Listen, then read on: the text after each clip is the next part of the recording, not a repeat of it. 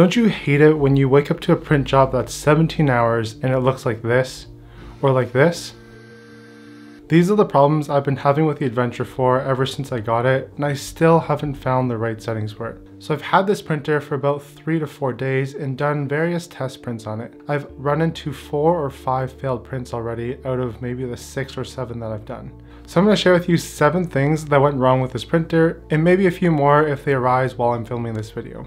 If this is your first time stumbling across this channel, my name is Daniel, and here we just make it. It would truly help me out if you hit that subscribe button down below and hit that like button as well to help this channel grow, so I can bring you more content about the Flashforge Adventurer 4 as well as other projects that I'm doing at home. So the very first problem that I ran into with the Adventurer 4 is the fact that the Z-axis motor, one of the screws was loose and the motor was completely twisted. So I have a little bit of footage on the screen showing you what I saw opening up the bottom of the printer. And yes, I managed to fix it, but it was a real annoyance because it screwed up a couple of my prints. Basically what was happening was the Y-axis belt was skipping a few steps on the timing belt, and this would cause the layers to shift further back every single time. Luckily, I didn't allow it to print out a full bend sheet, and I ended up stopping it after 4 layers or so. Problem number 2 is this bed is extremely sticky. So I tried to print out this part for this wireless charger, and it used to be about 0.4 millimeters thickness on the bottom plate. Basically, it's to cover up this wireless charger here. If you're wondering if it works, it doesn't.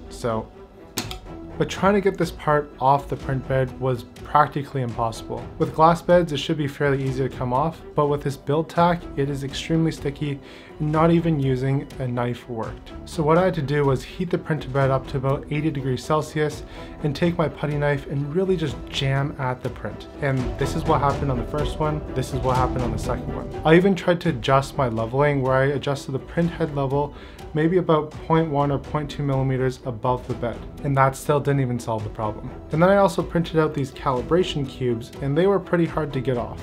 I mean, they're a little easier than that thin plate over there, but these guys stuck to the bed like glue. The third problem that I've had is that one of the tabs on the fan broke off, and I'm not exactly sure how it broke off. Maybe it was already starting to wear when I got the printer, but I'd never hit the bed with the printer, and the fan never hit anything as well. It's not a huge deal right now because there's still 2 other tabs intact and the fan is still working, but I would like to get this replaced. The fourth problem I've been running into is that my parts are cracking. So I printed this bracket, which you can see kind of over there in the corner, for my hard drive. And then when I took it out of the printer, the PLA was extremely brittle and cracked in the layers. I ended up using some sort of super glue to bring it back together. And so far it's holding up. If it doesn't, then my hard disk will drop and maybe I'll lose all my files. Issue number 5 is that my nozzle clogged like 4 or 5 times. I mean, it might actually be the filament that I'm using. It's this marble stuff off of Amazon. You can see that there's some black dots in there. And I think that something in this filament was clogging my nozzle when I was doing this 17-hour print.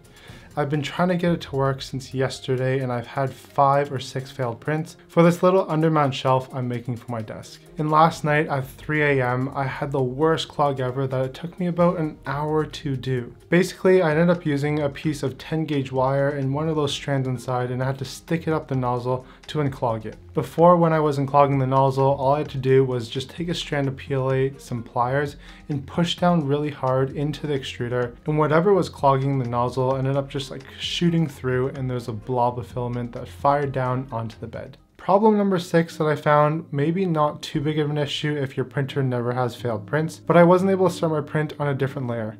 I tried various different settings, like for example using the cut feature in Flash Print where it cuts your part in half, then I would delete the bottom half and just start with the print from midair.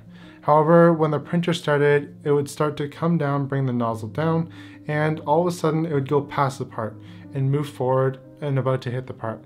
That's when I just hit the power button on my printer so it wouldn't collide. Perhaps an option for me later on is to try Simplify 3D, which I think can allow you to start from a different layer than layer 1. But if you want to resume a failed print because your nozzle clogged, then you won't be able to do so with Flashforge. In one of those 17-hour prints where it got about halfway through and failed, that was just a pain because I had to watch that filament go down the drain, and it's about like $3 a filament.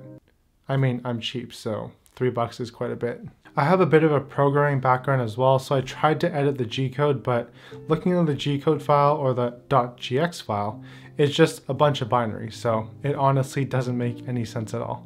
If you've had these issues and know how to edit the .gx file, I'd love to hear from you. The last issue that I've discovered is the fact that auto leveling doesn't seem to work. I've been through the 9-point calibration and actually tried different settings. Basically what was happening is a filament on the left side would bead up and not really adhere to the bed very well. But on the right side, the nozzle would be so close to the bed, such that no filament ended up extruding wherever the nozzle passed through, but it squished out the sides. So I tried different things like having the extruder come down onto the shim, and once it would actually make contact, I would go about 0.15 millimeters even further down. And then on the right side, what I would do is once the extruder touched the shim, then I would raise the extruder up by about 0.05 millimeters. And that should help even out that tilt. But that didn't do anything apparently. The first layer print came out exactly the same. So what I did next was I put on my engineering thinking cap and tried to figure out what was wrong. Essentially my thought process was that the overhanging gantry was not actually level. And this ended up being the case. So what I have to do now is figure out how to open up this printer and de-link the stepper motors. Because right now if I spin one up, the other one also follows. If you want to see a video on how I actually troubleshoot this Z-axis, then let me know in the comments down below and I'll make sure to film that. Also, if you guys want more content on 3D printing, especially with the Flashforge Adventurer 4, then be sure to subscribe because I'll be doing more videos on things that I discover with this printer. If you guys own this printer yourself, have you also run into issues like this? Maybe I just have a dud unit and maybe yours was amazing. Because a lot of other reviewers out there said this printer is plug and play, but so far I actually have found that it's not the case and there's a lot of little quirks and quality issues that make it unusable. But luckily I have an engineering background, so I'm able to troubleshoot through these problems, and with the help of Google, I think I'll be able to figure it out.